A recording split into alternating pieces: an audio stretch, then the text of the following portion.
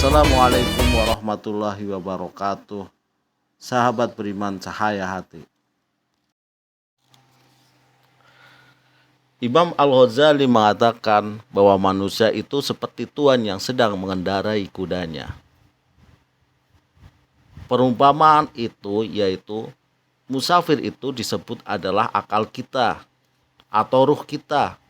Sedangkan kuda itu adalah nafsu yang berada di dalam tubuh kita. Untuk mengendalikan kuda itu sungguh tidak gampang. Pertama, butuh latihan yang terus-menerus dan kerjasama dengan baik agar kudanya mau tunduk dan taat pada perintah tuannya. Sebagai tuan yang baik, kita harus memberi perawatan, kasih sayang pada kudanya biar tetap sehat dan prima. Bila kuda melakukan kesalahan, kita kasih hukuman. Bila tunduk kepada tuannya, kita memberikan reward agar kudanya senang dan bahagia. Seperti itulah kita memandang nafsu terhadap diri kita. Perjuangan yang berat adalah melatih dan mengendalikan hawa nafsu. Mengapa orang tua kita mendidik kita dengan baik, memberikan pendidikan, akhlak, kedisiplinan, dan ilmu pengetahuan sedini mungkin, yaitu berguna untuk mendidik kita menjadi pribadi yang lebih baik. Misal ada anak kecil, kita kasih uang jajan yang berlebih, bisa aja uang jajan itu digunakan untuk jajan sembarangan, ataupun bisa aja terkena narkoba atau pergaulan bebas karena terpengaruh oleh teman-temannya di sekitar kita. Disebutkan dalam Al-Quran, Surat Al-Imran ayat 142. Am hasibtum an tadkhulul jannata walamma ya'lamillahu alladziina jahadu minkum wa ya'lamas sabirin. Yang artinya yaitu, apakah kamu mengira bahwa kamu akan masuk surga padahal belum nyata bagi Allah orang-orang yang berjihad di antaramu dan belum nyata orang-orang yang sabar.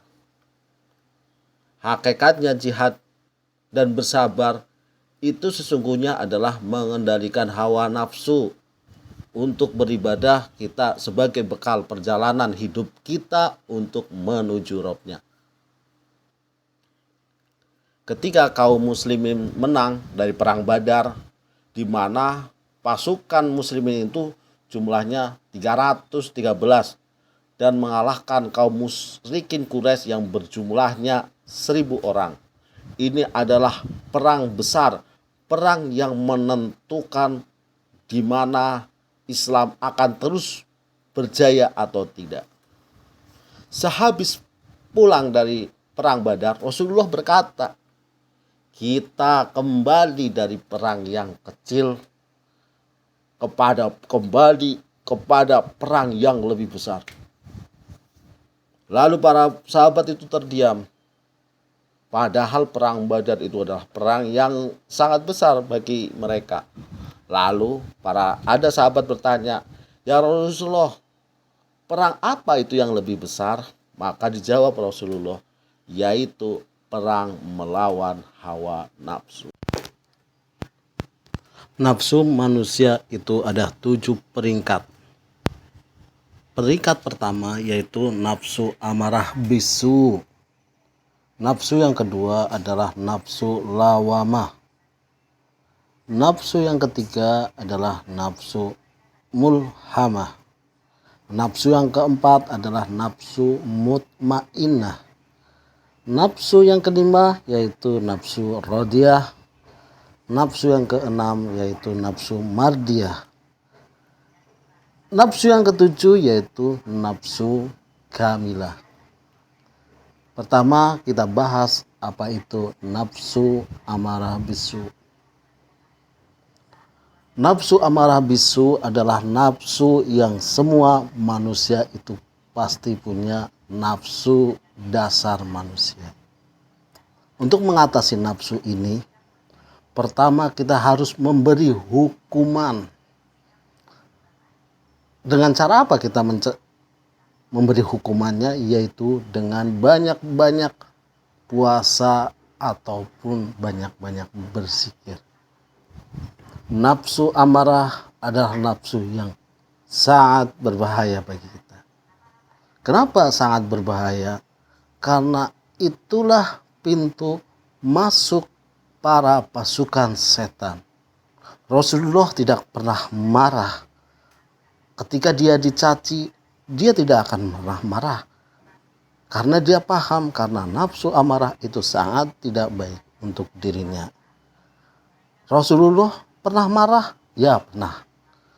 Rasulullah marah apabila agamanya, Tuhannya dihina oleh orang kafir atau orang musyrikin Quraisy.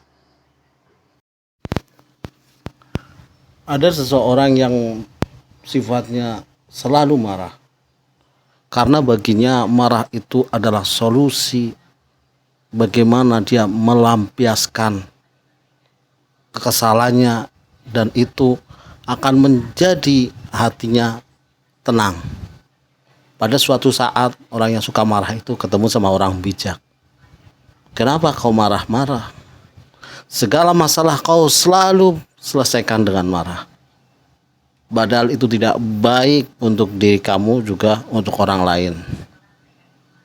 Maka orang yang suka marah itu, dia paham tentang itu, tetapi dia tidak bisa menyelesaikannya. Maka sama orang bijak itu, oke lah, kamu mungkin melampiaskan kemarahanmu dengan suatu pohon, karena pohon itu pohon mati, mungkin tidak membahayakan dirimu dan juga orang lain.